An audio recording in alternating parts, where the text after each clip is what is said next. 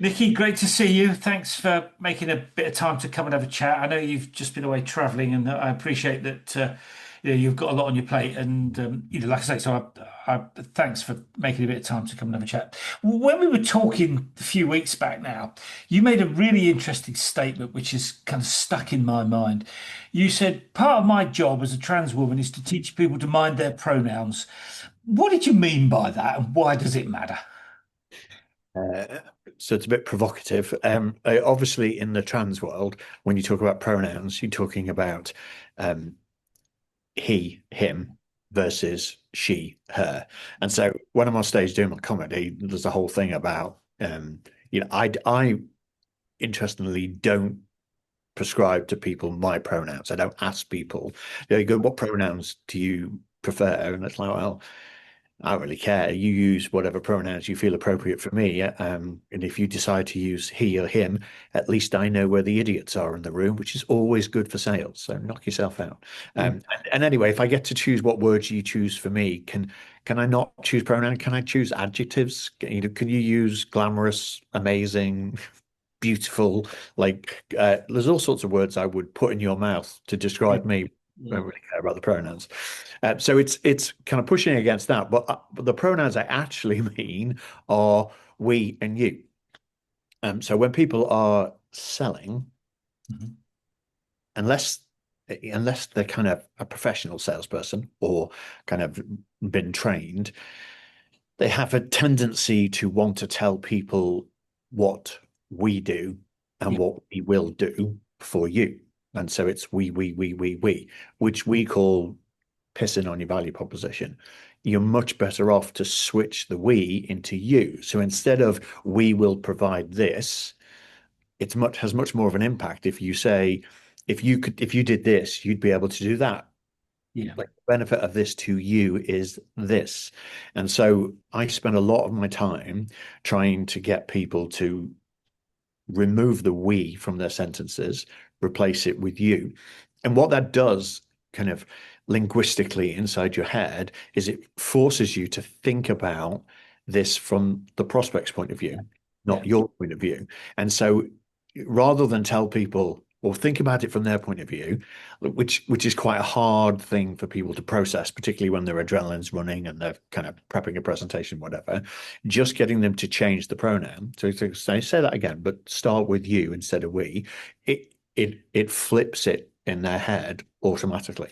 Um, which I find very useful. And it's and then when we're teaching, when we're running the training course, in order to turn people's ears onto it, we use what we call an active listening device. So we ask the audience to sit and count the number of times they hear the word we and count the number of times they hear the word you, or synonyms for it. So, we, us, I, Yeah. Yeah.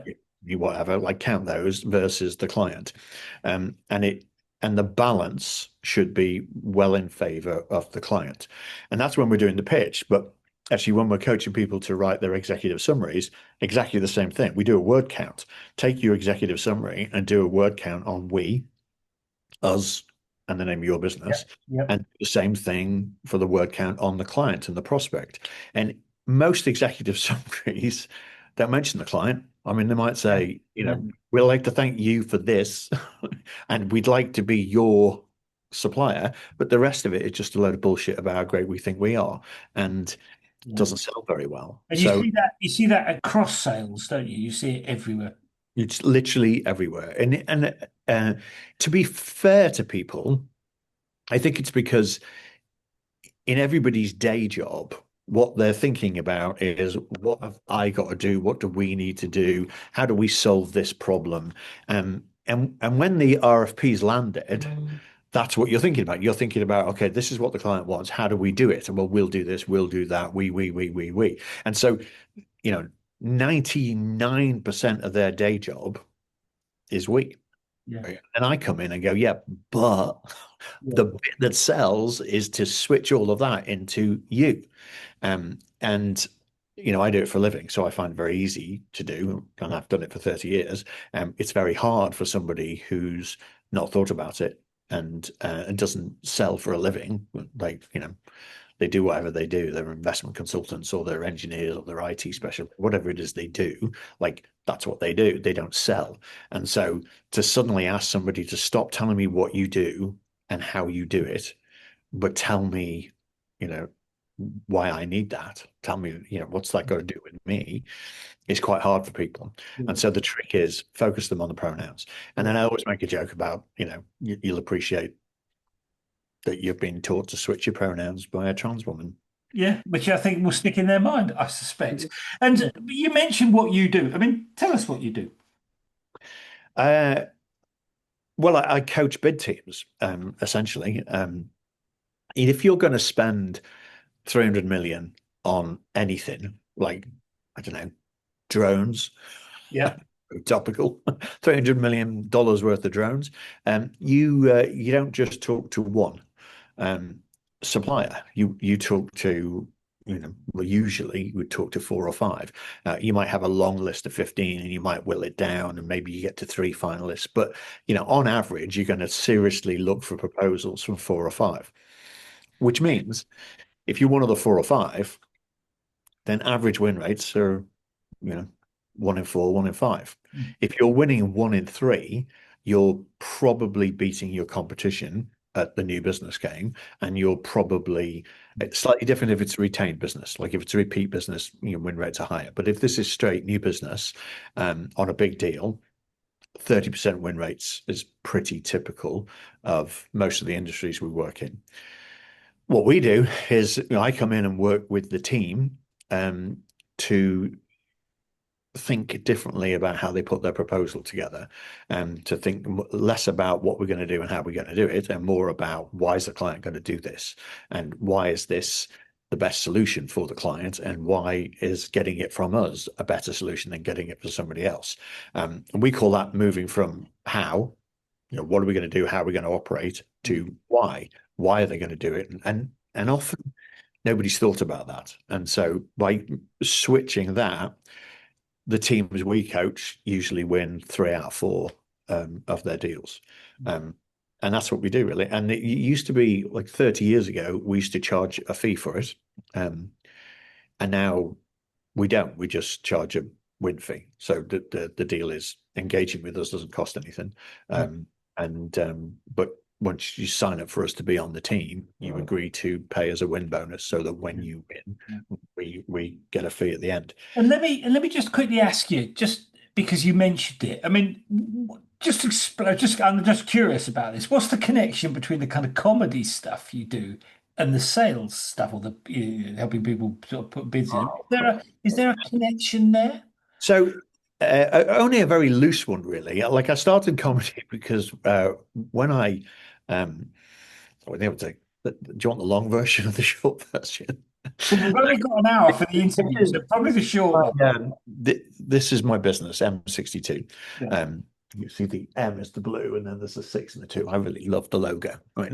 And I've run it I started it in 1997, so we're getting on for 30 years old. And probably 15 years ago, I hired a management team to come and run the business.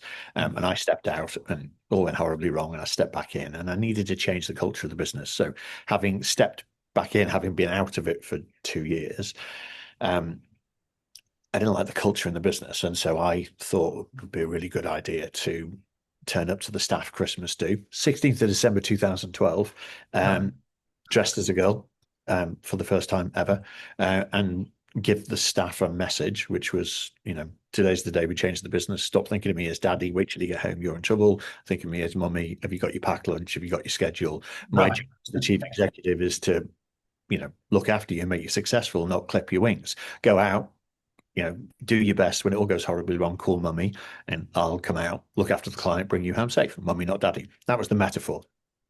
And then kind of turned out, when I put the dress on, I thought, this fits a lot better than those. I much prefer this. And that started my journey of trying to kind of understand my gender and what my role is. But in that gap, like 3 months after that, I had a business partner who blackmailed me and said, I'm going to leave with our biggest client. And he And he did.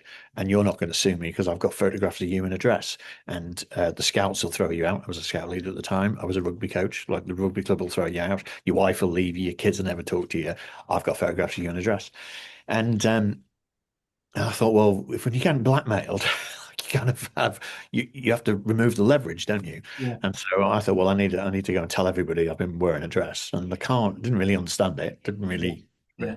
years to figure this shit out. Um, and I was at the time was writing a book on how salespeople could use comedy, jokes, and humor in order to kind of increase the chances of getting the deal. It's one of Caldini's uh, Yeah. levers of Humor has an impact, doesn't it? yeah. It's like it's likability, isn't it? And it's somebody who makes you laugh, you like, and if you like people, you're more likely to buy off them. So I was writing a piece about a book about which never got published in the end, but it was about how do you teach a salesperson the rules of comedy? Like don't punch. Like so, one of the rules is you never punch down. The punchline is never the little person. The punchline is always the big person. Always punch up, don't punch down. And so, you don't walk into a room and tell a joke at the expense of the little person because they're not going to like you, and then like you're not going to buy a you, and so punch up. So it was all that kind of stuff, and one of the professional comics I was interviewing said, "Well, you're not going to really understand comedy, Nicky, and well, Nick at that time, until you get on stage and do it." And I was like, "Well, I've spent 20 years teaching people to give presentations. If I stand on stage and I bomb, that's going to be awful. Like I can't do that. People are paying me £8,000 a day to go and get on stages all around the world and present. I can't do it." He said, "Well, do it in disguise." He said, "Well, you put that dress on. Why didn't you do it in drag? And then, no one will know." And I thought, oh, that might be a good idea. And so I was I was coaching a bid in Sydney for IBM. And I took my gear. I took my dress and my makeup, my hair, and I went down and I blagged my way onto an open mic competition. I hired somebody to come and video it for me, Right. and I got on stage and did my first kind of 10-minute set. Um, didn't realize until the end of the night that it was the Australian National Open Mic competition final. And only realized because they went, "Well done, Sheila, you win," and gave me $400. And I was like, "Oh, okay, that's not what I came for, but okay." And I brought the video back and I showed it to that producer. Right. And he said, "Is that the first time you've done comedy?" And I went, "Well, officially in a comedy club, yeah." And he said, "That's bloody good. Yeah. Yeah. You should do it professionally." And so I then started to use the comedy as a way of exploring my transness. And I would travel all over the world and take my gear and go and perform in comedy clubs. Um, and so I've done the Edinburgh Fringe 3 times. I've literally performed all over the world, headlined in South Africa, New York. I turned professional probably 8 years ago. Like I'm never going to make like I rarely make more money than my bar bill. But I'm not really doing it for the money. Like I'm doing it It sounds because like have a good time doing it. yeah, and it's also good practice. It's also and now what I found is lots of the because I know how to write jokes and I know how to deliver jokes and I know how to use those jokes when I'm consulting.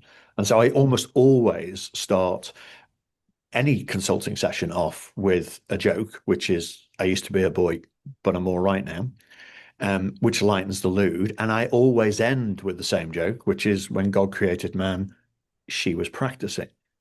And both those bookending a session with those two jokes kind of makes it more memorable, Yeah. right? And leaves people in a positive frame. And it's a great technique. Yeah. Um, Yeah. and No, I so get that. I mean, I totally get that. I mean, and I can absolutely see why it has an impact. Tell us about what you're trying to do with your business. I mean, it's fascinating that you've got this kind of complementary life.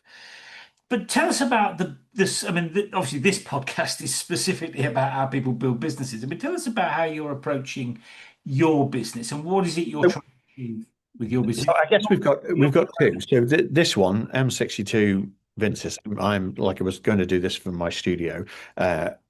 but for various reasons, I'm in Liverpool. So I'm in their offices. I don't actually have much to do with this business. I mean, I own it, but Alice and the management team run it, and I have very little to do with it. And it's doing what we've always done. So it has a training course that we deliver, or they deliver, and it helps develop people's sales presentations and sales pitches, and helps train their salespeople to deliver the value proposition effectively. And it's pretty much doing broadly what it's done for the last 30 years.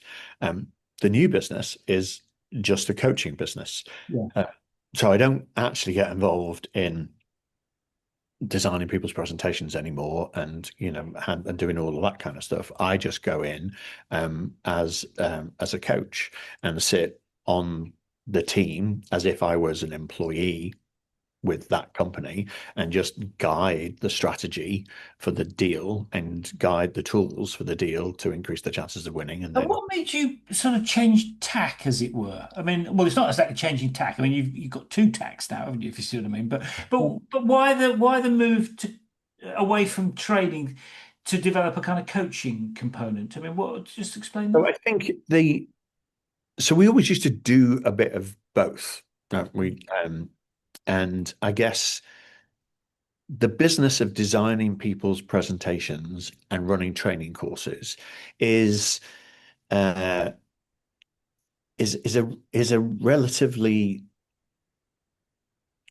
this isn't true, but it's relatively straightforward to predict costs Yeah. and Yeah. map revenue, and therefore kind of gently grow the business and make it profitable. Um, and um, and then on top of that, we would have what we used to call stats, where we would go in and kind of help a client on a specific bid, and it would suck in all of the resource in the Yeah. business, and we get a spike in effort, and we'd never really get a return that would make it profitable. And it's very stressful, and it's very stressful for everybody that's involved. And I used to thrive on that stress, but everybody around me didn't. Mm. And so it made a lot of sense when I left M62, and I left to do this, and then got sidetracked for 6 years. But I stepped out where I was going to do just the coaching, and let the business M62 not do those stats, but to focus on just building the training programs and building the licensing and kind of competing with Miller Heiman kind of space. And it's doing really well. Like, it's doing a lot better than when I used to run it. Alice is doing a much better job, and it's growing and profitable, and that's great. I get a dividend and don't have to do anything for it. And my side, I started coaching just deals, and then got asked by one of my clients, Mercer, who are part of Marsh, to go in Mhm. just before COVID and help them with a problem they had in the UK, because they were winning. They were only winning 21% of their deals, the RFPs they were responding to. So I went in as interim head of growth, which was supposed to be for 18 months, ended up being 2.5 years because COVID happened, and Yeah. um, and then at the end of that, the CEO asked me if I would coach the top 10 deals. And I was like, actually, I kind of think I'd rather build a team internally to coach the top 100. And so I joined as a partner 3 years ago, inside Marsh now. They've rebranded, to build a global team to coach the top 100 deals. And then, for various reasons, which might be subject to a tribunal, so I might not talk about it too much. It was decided that me and the team should be made redundant, and but there was still a need for it, and so I wrapped that team up in a new business and contracted back. And so the team, which is now called the pilot team, is me with coaches in all three time zones, and now we still coach two of the business lines in Marsh, but we're also coaching other clients now It's outside. funny. It's funny how those kind of opportunities emerge from situations like that, isn't it? Let me ask you. I mean, you mentioned the stress a second ago. I mean, I talk to CEOs all the time, and they all the entrepreneurs I talk to basically say, it's building a business like riding a roller coaster. Really great days, terrible days and everything in between. I mean, what is it about this that kind of motivates you to kind of bounce out of bed every morning and get stuck into to what you do? I mean, because you always, when we've spoken, you always come across as quite passionate about it. I mean, what is it that motivates you? Okay, well, so I think there's two things. The big one is I like winning. Like Right, okay, fine. I get that. Yeah, I win quite a lot. yeah, Um, yeah, yeah, and and I'm also, I think like most people enjoy being good at something and they yeah, enjoy doing something that they're good at. And I have found, specifically post transition, like yeah, uh, I'm really good at coaching teams. Like I'm really good at getting the best out of people. And I started my coaching career started when I was coaching rugby. And I nobody believes me when I say this, but if you want to do a really good 2-day course on how to coach, go do the English RFU level 2 coaching for mm, kids. mm, It's absolutely brilliant. I spent the whole 2 days, this is 10 years ago now, well, maybe 15 years ago. I spent the whole 2 days sitting there going, this is exactly what I do when I'm coaching bid teams. mm. Like, but we're doing it with 11-year-olds, and the psychology that underpins it, Yeah, like how you yeah, get the best out of it.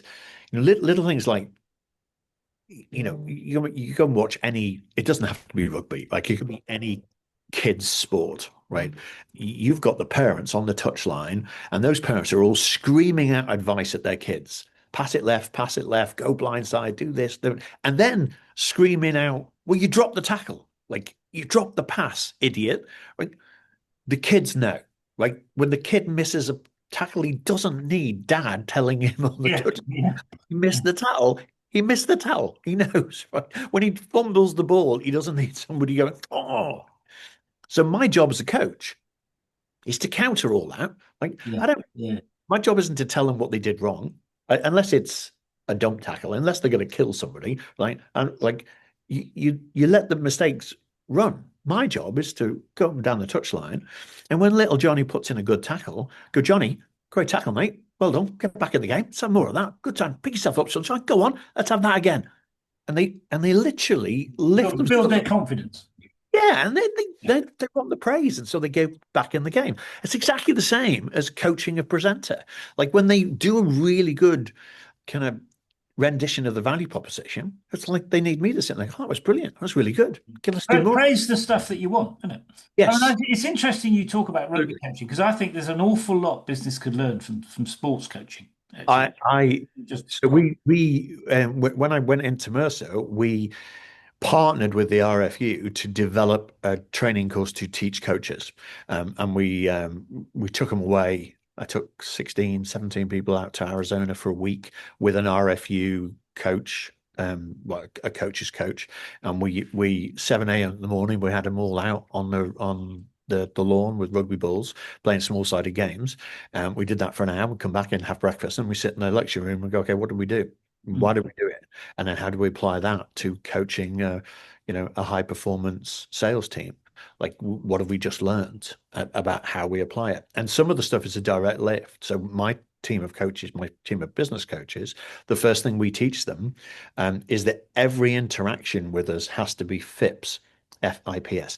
This is straight out of the RFU playbook. Right, the RFU say every time, particularly with kids, every training session has to be FIPS. F is for fun, I is for inclusive, P is for purposeful, and S is for safe.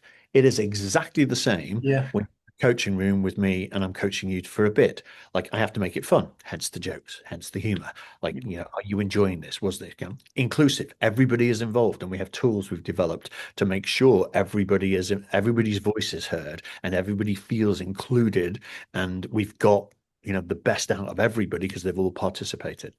P is for purposeful. So we don't have meetings where there's no clear, you know, purpose. And if you're not going to contribute to that purpose, we don't bother inviting you to the meetings. Right. And our meetings are kind of 15, 20 minutes long. They're not an hour because like Mm. who needs an hour to sit and like it's rubbish.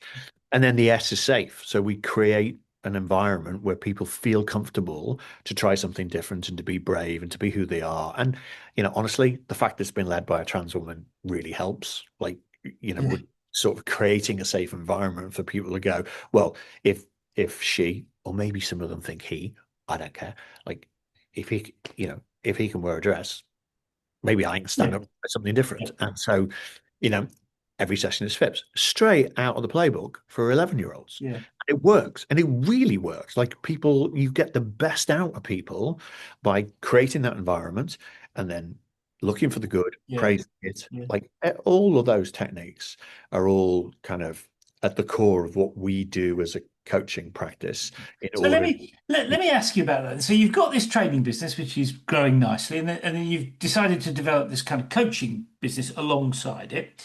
I mean, when you started out on that journey, were there, things that have surprised? I mean, have you had any sort of surprises along the way? In the coaching, Yeah. um, Well, either actually, but I was particularly interested in the coaching one. um, well, let's go back to the 30 years ago. Like, 30 years Right. ago, when we started helping salespeople sort their presentations out, right? This is where this all started. Um, we started to build the the the science behind how do you make presentations engaging, memorable, and therefore effective. Um, we started to I, you know, I became sort of a pseudo expert on cognitive science. Um, and then we did some research along with University of Lancashire. That's now turned into starting to do a research-based PhD with them, and I'm entrepreneur in residence, or one of their entrepreneur in residence, helping their teams do that. But that was all about how do I get people to pay attention in presentations, and we have a load of techniques for that. And then how do I control what they remember, right? And so we have two bits of technology, IP, that we use: visual cognitive dissonance, which is how do I manipulate them so they pay attention, and then passive mnemonic processes, how do I then get them to remember things. But for 10 years it was all just cognitive psychology, never really paid that much attention to the behavioral stuff. And then in the last 10 years, what I've found is there's perhaps even more impact in some of the behavioral stuff, and some Yeah. of it we Yeah. did naturally. um like the rule of three, for example. Like, the rule of three is, if you give people three data points, you maximize the persuasive qualities of it. And the research originally came from smoking cessation. Like, if you give somebody one reason to give up smoking, they don't. Two, they don't. Three, they do. Right. um Interesting. The research now suggests four is a detractor. So you give Mhm. people four Too data, much. it's Yeah. too much. They start to think, well, now it's a sales pitch, and Yeah. they cut off. No, it's called the dilution effect, isn't it, or something? If I It remember it is. rightly. Yeah. It's Yeah. absolutely, yeah. So we were doing that for years without really understanding the science behind it. Well, now suddenly we're starting to think, well, actually, there's some Mm. science there. So, you know, and then what we found is now there's gaps in the science. And so that's then giving us the ideas for, well, okay, we need to test this. And so we're kind of building the lab and building the ability to go and test some of the behavioral stuff. And my PhD, which was going to be cognitive psychology, now is No going to be behavior. and behavioral, Yeah. but all about how do we apply what the research says about increasing our chances of winning a deal. And that's a total surprise for me. Like, it never it didn't it took somebody else to point out to me that all of the stuff that we were doing from a behavioral point of view probably was grounded in science if we could be bothered looking for it. And so I was like, well, yeah, of course. Well, why not? And so we went and looked for it and found it, and I've modified a lot of the stuff. Like, the advice we give people now on a behavioral side is almost as well grounded in the science as it is on the cognitive stuff. So that was a surprise. The second surprise, which is kind of, again, serendipity, and still sometimes surprises me, is the biggest mistake people make when they're pitching for a project or a piece of work is they describe to people what they're going to do and how they're going to do it. I call it the what's in the box kind Yeah. of Yeah. metaphor. I'm trying to sell you a box. Do you want to buy the box? First question is what's in the box, right? And then I have an analogy. We go, I'm going to tell you in the box. I'm just going to give you a good offer. And so give me 100, put it on eBay. You'll have sold it by 1,000. Half the people say okay. And then I give them a money back guarantee. Half the others say okay. And then I say, look, if you haven't sold it by 1,000 by 9 o'clock, I'll buy it off you for 1,000. Everyone says yes. Right. The point is, they all said yes without looking what's in the box. And yet we all think the Mm, only way to sell is to tell people what's in the box. Well, mm, no, like at some point, mm, mm. there's what's in the box, and we put the lid on the box. And I want to tell you why my box is going to drive value for you. And so that's what this is about. We call that the value proposition. When you go to people and say, what's your value proposition? They go, oh, we know what our value proposition is. And then they tell me, and almost always it's the proposition. It's not the value of the Yeah. proposition. It's a description of what they're going to do and how they're going Yeah. to do it. This is the Yeah. proposition. Yeah. Well, I'm still massively surprised that that's true for small businesses who haven't really thought about it, but also true for big businesses. Yeah. Like every day with Marsh, like it's what 200, it's global 280. Like it's one of the biggest organizations in the world. They never think about it. They think about what they're going to do and how they're going to do it. It takes somebody else to go, well, why is that important to the client? And they sit there and go, oh, well, I don't know. It's like, well, okay, well, wouldn't it be a good idea to find out? Like, it'd be a lot easier to sell this product if we had an argument for it. I say, let's do the investigation. So I find that continually surprising that Mm, people who have successfully sold sometimes a product or a service don't really understand why people buy it, particularly in your mm. group, founders.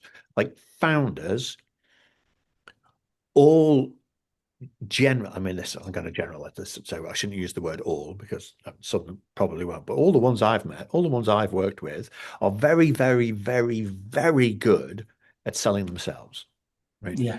And so a founder-led business, what you really buy in is Joe is brilliant and really understands this, and he's a genius. And I just trust Joe is going to solve my problem for me because Mm, Joe's the man. Joe, Joe, Joe, Joe. And Joe doesn't realize that Joe's selling Joe. Like, mm. and so then he goes, well, we need to get somebody else to come out and sell this. And so they hire a salesperson. The salesperson comes in and he's not Joe. And so he can't sell Joe because Yeah. he's not Joe. Yeah. Right? It's interesting you describe that because you do see that all the time. All the time, all the time. And my job is to sit down with Joe and go, Joe, we need to sell what you're doing devoid from you. Otherwise, it's not scalable, it's not replicable. And if we can figure that out, then Fred can sell it and Claire can sell it and other people can sell it because they're not selling you, they're selling the thing, not your ability to do it. And I can show you thought leaders inside Mercer and inside Marsh and inside IBM who have the same problem. Like they are so good at problem solving and so good at solving the client's problem, they don't realize what they're doing is selling themselves, and that's not scalable, not replicable. Mm, Um, and often it's not that difficult sometimes to sit down and pull from them what it might look like for somebody else to do it. To take what they're doing and turn it into a process or turn it into a system or mm, turn it into a methodology and then go out and say, right, okay, so the genius Joe, has developed this 16-step, methodology that delivers the value every single time. And here's the case studies of where it's delivered the value. And you don't need Joe to do it. Joe's job is to refine the methodology and mm. improve it, but everybody else can deliver it for you, can have your business. Um, and so I find that like daily interesting. Almost every It's conversation. also the other thing. I mean, tell me if you see this a different way, but my experience of that is that it also means that you have to tailor the way you approach sales specifically to the product and the business that you're working with. You can't, there is no sort of generic way to sell things, is there? Um, so I think there is. Oh, okay, right. So I'm wrong. Tell me, well, tell me why I'm wrong then. I'm I, interested to hear that. um, I'm wrong a lot, by the way. So I'm not totally surprised, but tell me why I'm wrong. Well, so when we're teaching this, we start off with Michael Porter's. Michael Porter was the Competitive advantage, isn't it? Yeah. yeah, Yeah. he was a professor of strategy at Harvard for Yeah. years, um, and wrote a book called Strategy and blah blah. And he actually did research into how do you get to be market leader, and he has what he calls generic strategies, 4 generic strategies. When you look through that through the lens of a salesperson, there's 3 ways of dominating a market. Least cost provider, right? Mhm. Provide exactly what everybody else does, but half the price. Ryanair. Okay. You could be, you can provide a better service to people. That's a relationship type argument. So can I understand you? I'm going to know you Yeah. and Yeah. products and services for you. So we've got a better relationship, and then I can deliver more value than my competitors. Um, Porter says, from a business strategy point of view, you have to be good at all 3, but you can't sit in the middle. You don't get to be the market leader Mm. if by trying to do all 3, and you can't really do all 3. So if you're Ryanair and you're trying to take cost out, then you don't have the offices that you know BA have because you can't afford them, and so you literally have a shipping container at the end on the end of Dublin runway. I mean, it's like you everything's about cost. Take the cost out, and then you can provide least cost provider. So if you take those 3 lenses, the way you would sell those 3 things slightly different, right? So the Mm. I don't get involved in the least cost provider. Like that's the like you tell me what you're paying, and I'll find a way of doing it cheaper.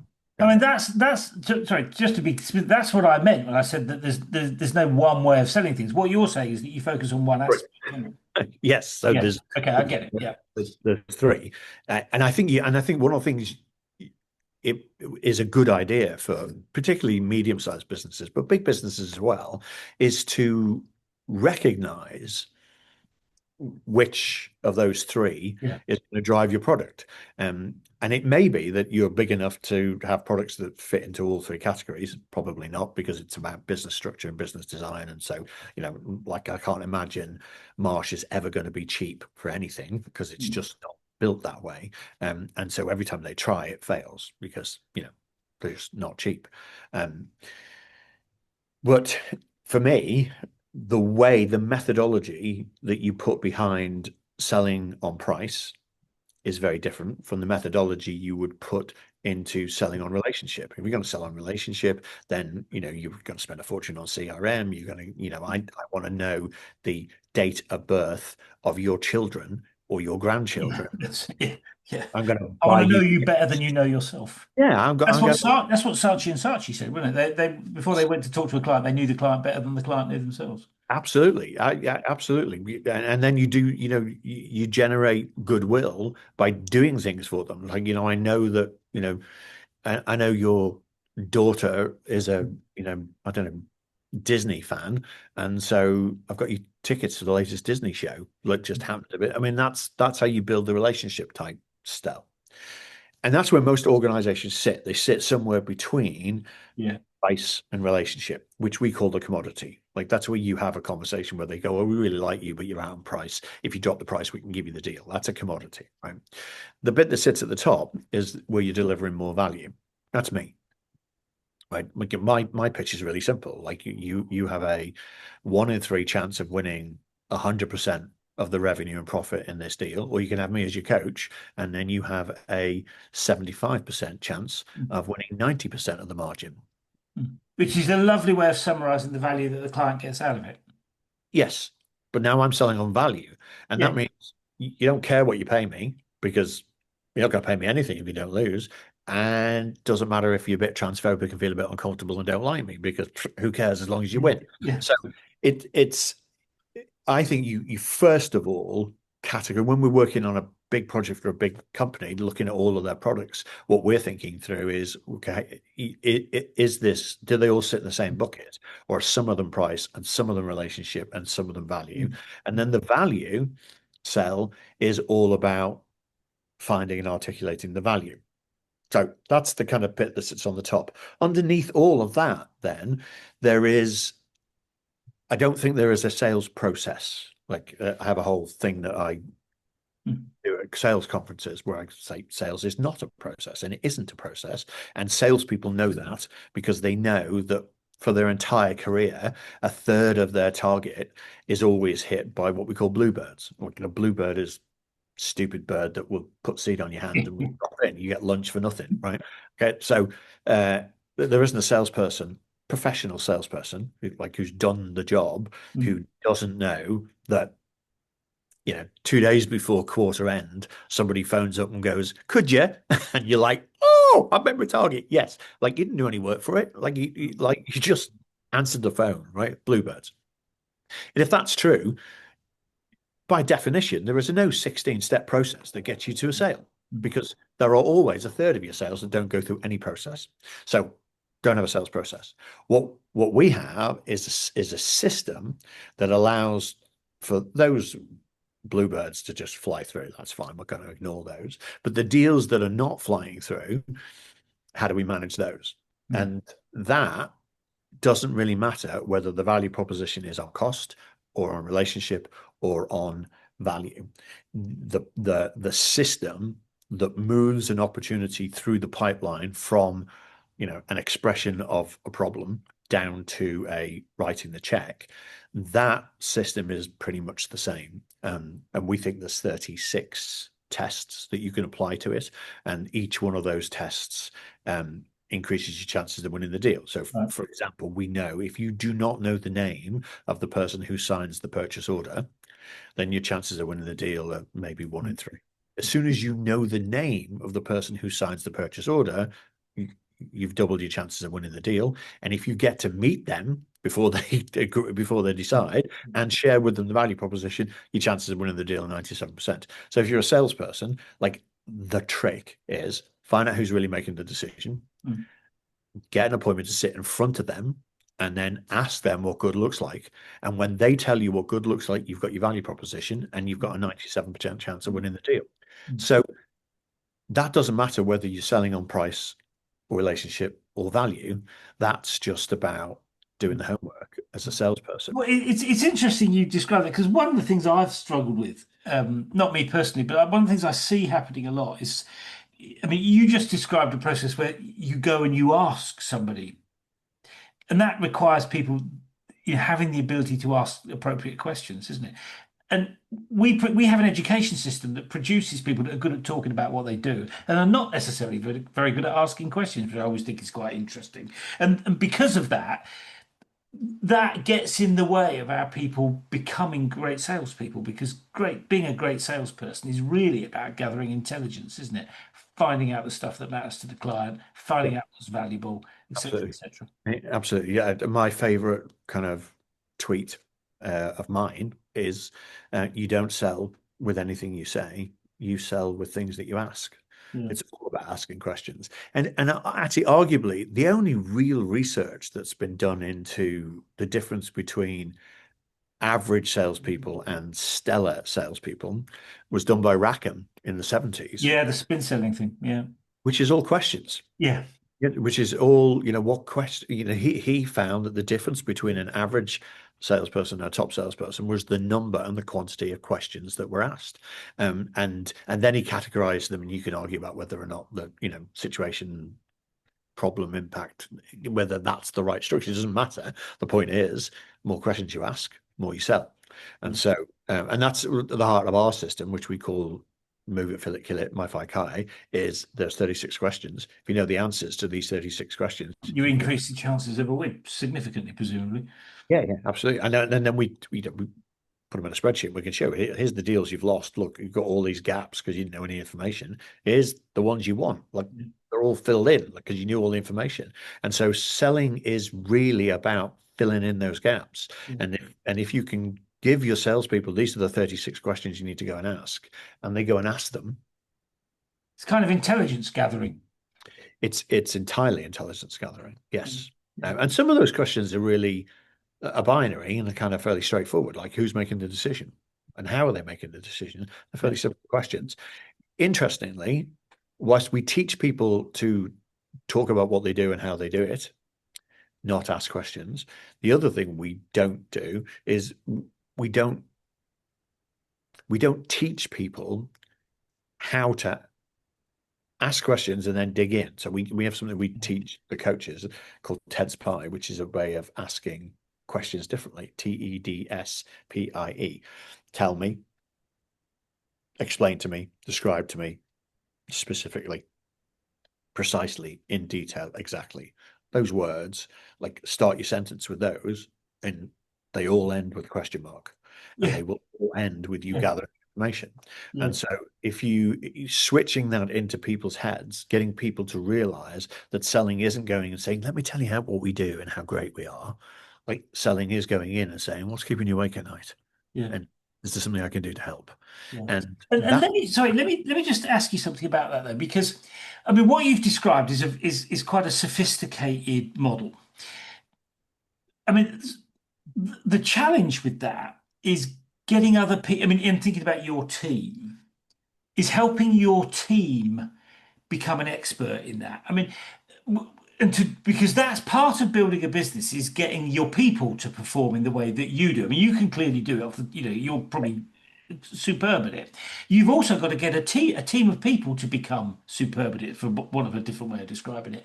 I mean, what's your take on creating an environment in which your people can thrive and can perform at an optimum level, given that what you do is so much about the interaction of people together? I mean, what's your take on so how you enable people to perform at that high level? so we I've used this phrase for it's probably on PC and not appropriate anymore, but we eat our own dog food is the phrase we use. Okay. So I'm a great believer that everything we practice with the client, we practice internally. Right. Okay. And so we coach. We do and so one of the things we try and do is when we're on a coaching call with a client, there's if it's possible to organize it, there's always two coaches. One who's coaching and one who's coaching the coach. Right? Yeah. And at the end of the meeting, when the client has disappeared, we do what we call a micro review. Again, straight lift out of RFU. Okay. And a micro review is very simple. Coach number two, the one who's coaching the coach, Mhm. says to coach number one, what was your objective going into that session? Mm. And it's a reflective practice. And so the coach sits and goes, well, I was trying to achieve this, this, and this. So, okay, no judgment, but against that objective, what went well? Yeah. Oh, well, I guess this worked and that worked, and this was good. And, okay, what worked less well? Well, I guess this didn't really land, that didn't really land. And then the fourth question, what would you do differently if you did it again? Mm. Which is, or what are you going to take forward from this into the next session? And then maybe sometimes maybe there's an opportunity for coach one to say, well, okay, what were your observations? What did you and then coach two gives their reflection about it. And that habit of us doing that for Yeah. every meeting that we do, whether it's internal or external, kind of builds in a culture of self-improvement. Yeah. It builds Which and over time has a massive impact, doesn't it? I mean, that's the thing about those kind of processes. yes, and it's 5 minutes. Like these Yeah. meetings are 5 minutes at the end to just capture kind of what went well, what are we going to do differently next time? We don't that, and then and so that's one. I mean, the other we do other things. One of the things we teach people to do is there's a bit of science done in the 1800s by a guy called Ebbinghaus that shows how memory decays, and it's Mhm. depressingly Mhm. exponential. And we know that the counter to Ebbinghaus is to repeat the information to somebody after a sleep 1 day, after a week 1 week, and after a month 1 month. So we call it a day, a week, a month, and it's built into our practices, not just built into what Mm. we teach the client. And so if you come on a training course with us or have a meeting with us, you get a summary after 24 hours when you've had a sleep. You get an email that comes out and says, this is what we covered. And that email is formulated in the way to maximize the chances of the person we're sending it to reading it and paying attention to it. And so the top of the email has box of actions that are red, amber, green, Mm. lit with people's names in it because that draws people's attention and they go, oh, I've got something to do. And So it's massively, kind of leading by example, is what you're talking about, isn't it? it's taking all of the stuff that we teach a client to do to be effective and we apply it to ourselves. And by the way, it's really hard to do. Mm. No, I mean I know that. I mean I can totally get that it's difficult to do. I mean, having been in some of those environments, I totally understand how difficult it is. Which is why, I mean, to be honest with you, it's why it's so impressive. Actually, what you've achieved is really, really, really interesting, but very impressive. Let me ask you about that though. I mean, when you look back on that journey, what would you say was the biggest thing that you've learned from that? I mean, obviously you've learned lots of things, but what would you say is the number one thing that you've learned when you look back?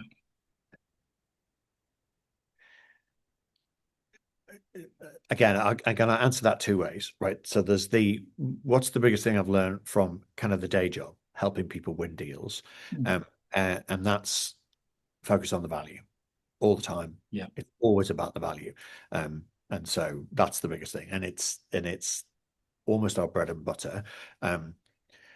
We we run an exercise to develop the value proposition for a team, right? And the important thing is to have the best value proposition, like the argument that's going to best win the deal, but you also have to have everybody on the team buying into it. Because if you have one person that doesn't believe the value proposition is right, it comes out in Yeah, it interaction. comes across, doesn't it? Yeah, and they lose. And so we're always striving for the best value proposition that we can get, kind of agreement. We can get the whole team to agree behind it. That's the trick. It's always the trick, and it's why we've got AI tools now that will help come up with the value proposition. It's irrelevant if the team haven't bought into it, and so I lots mean, of it's a good example you've just described of the way AI will help us because it helps you tease out what the value is. But it also comes back to the fact that humans buy from other humans, and part of that is whether they believe them, which is not about the content or the technical prowess. It's about something about the human connection, isn't it? Why do people believe those people, which is what you're talking about? Yes, and it comes from 30 years of working Yeah. out that I tell somebody this is what you need to do to win, and I've shot myself in the foot. Like, if I say to you, the way to win this deal is to stand on one foot and whistle Dixie, I've given you a gift, haven't I? Because you could just do that, and if you lose, it's my fault. The accountability has Yeah. passed to the coach. Well, now I'm not coaching, now I'm managing, and that was stupid, right? And so we don't do that. Well, what we do is say, well, the client, like, I don't know, but I have seen when you do something that makes you stand out. So I don't know, stand on one foot, whistle Dixie, they'll never forget that. And if you're more memorable, they're much likely Yeah. to be able to do it. Is there something you could do that would make you? More memorable. And they said, like, oh yeah, well, not Dixie because Americans, so but we could do this and maybe Yeah. that, and that's their idea. Accountability sits with them. So Yeah. that you're building into all of our processes the idea of co-creation, co-design with the client is Yeah. I And let think, me and let me ask you, when you go back, if you were to go back to the beginning, I mean, it's interesting what you've just learned, but is there anything that you would do differently this time round? um, well, so I am doing something very different this time. Right. Okay. Go on. Uh, the first time round, I mean, everybody knows. Everyone tells you when you start. I was 20. Oh no, I was 26 when I started fundraising to get M62 off the ground. Um, it took me a year and a half to raise the money to get us off the ground, and everybody kept saying, "Cash is king." Like, you know, cash is king, and I can remember being a very young, kind of very opinionated, self-confident dickhead. Yeah. I know that. I know that. You don't know it until the first time the payroll is due tomorrow and you Yeah. haven't got the money in the bank. Yeah. Yeah. Yeah. And oh my God, like Yeah. you. What am I gonna do? Right. So here's what I'm doing this time. I have no payrolls. It's, it's yeah, I have no payroll. Like I have enough cash in the bank that I got uh two members, three members of full-time staff. Everybody else gets, sorry. I'm on a meeting. I've got to go. Like, I forgot to turn my phone off. I don't know how to do it on this iPhone. So sorry, you'll have to edit that bit out. Okay. Anyway, so you're not this time round. This It's time not about an round, empire. yes, I have enough cash to pay the wage roll for 2 years. And do you know what? Makes running a business a lot more Yeah, fun. I was going to You say. don't have to worry about it. Yeah, And the also the business model, like the financial model behind the business, is designed for that. So we want 10% of the profit of the deal that yeah, the coach, but you don't pay it. You don't pay it to us as a fee. We pay it as a clip of the invoice. And so if it's a 5-year if I've helped you win $300 million project, and that $300 million project is going to take you 3 years or 10 years to deliver, then all that happens is every quarter you tell me what invoices you've raised, and we take 1% of that, or whatever, 10% of the margin yeah, comes out to it. And so we'll raise an invoice to you every quarter for 1%. What that does is it gives me 3 to 5 years worth of yeah, revenue. yeah, And and then I think really cleverly, everybody in the business, and as the business grows, they'll all be on the same scheme. They get their base salary, and then they get a percentage of the win fee of every deal they deal with. And so, whoever designs the slides gets 10% of that win fee. If we win, nothing if we don't, but gets it over the next 3 to 5 years, which means, like, I have had with M62, I think at the last count, we've had 9 spin-offs. We've had 9 people who've come and gone. I'm smarter than Nicci. I can do it better than yeah. Nicci. And pissed off and started their own business. And of the 9, only 2 are still operating, and they're doing slightly different things, and we never come across them. The other 7 all went bust within 6 months of leaving.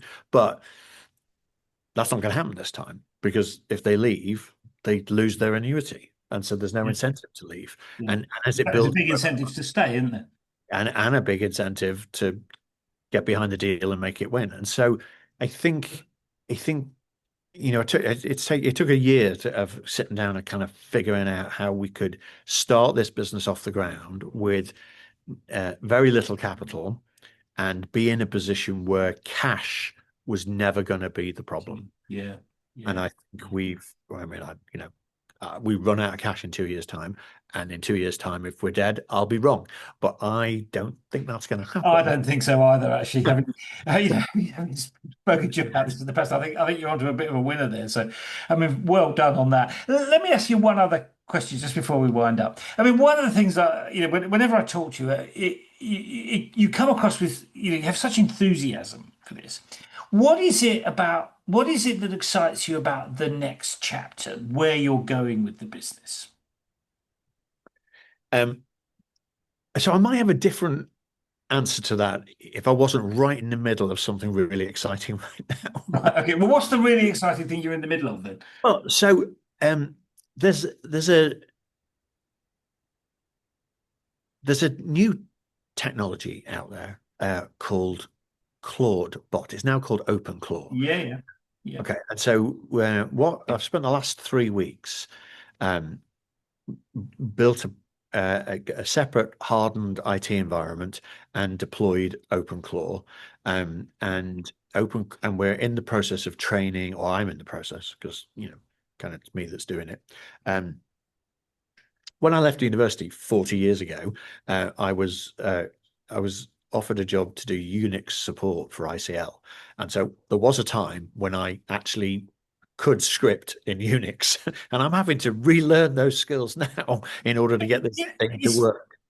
sorry, is it my other half used to work for ICL? Anyway, sorry, that is a complete aside, which we should probably edit out. But anyway, carry on. No, I am kind of literally like last It's a Wednesday. funny world, isn't Yeah. it? They're like, what's the shell command to see what's in the directory? Is it dir? No, it's not. Yeah. And I remembered, oh no, it's ls. And so, it all came back. But so I spent the last 3 weeks kind of getting OpenClaw to run, and to get it integrated with Outlook and Telegram and all the other bits. And so now I've got in development, we're not there yet. In development, we've got a bot that's going to do the day, a week, a month on everything. and send the reminder, so we don't have to worry about it. It's always going Wow. to happen because the bot's going to do it for us. So the We've hard labor is sorted. we've got another bot that we're developing that's going to police the value proposition. So when we do a value proposition, it will go away and do the research and come back and say this, and where have we done it before? Wow. We've developed 30,000 business to business sales presentations. That's a huge set of data. Yeah. Like Yeah. that data in and go look for, have we done this somewhere else? And often I'll sit there and I'm in the office here with Rob, who's worked for me Rob, how long have you worked for me? 26 years, right? So I say to Rob, have we ever done a presentation for this? And if I don't know, he does, right? Well, how cool would it be to actually code that into a bot where we Yeah. can go to the bot and go, have we done anything like this before? And the bot's going to come and go, yeah, here's the value proposition that you used 22 years ago for a pitch for, I don't know, transportation firm, like P&O ferries or whatever. Like it, and it's like, oh yeah, that's what we used. Did it work? Yes or no? And we've got the data on all those pitches. And so Wow. what worked and what didn't work. And so we're putting that into the second bot. The third bot is around what the visualization. And so we're kind of teaching that bot on how to look at people's slides and come back with, well, this is what works, this is what doesn't, this is what you should change, this is how you should change it. And then a fourth one round the sales system, like tracking with salespeople, and that's going to turn into an app. Well, it's already turning into an app, so that the app will help manage people's pipeline and help remind them what their actions are. Wow. Wow. And I think that's all really exciting. May all completely fail because OpenClaw's got a terrible reputation, and apparently has fits where it will post people's credit cards and delete emails and do all sorts of weird shit. So I don't know that, but we're I guess running. you'll find out. You'll find out in due course. Yeah, well, which is why it's on a whole separate Mac Mini, not isolated. It's isolated from the server. Like it can't get to anything, Yeah. dangerous. But it's quite exciting. It's quite exciting what I think that will allow us to do. And there's so much of sales is routine and discipline, Yeah. It's follow up, isn't it? which I'm rubbish at. Yeah. No, likewise. But you've got to do it to be successful, haven't you? And If this will do it all for you.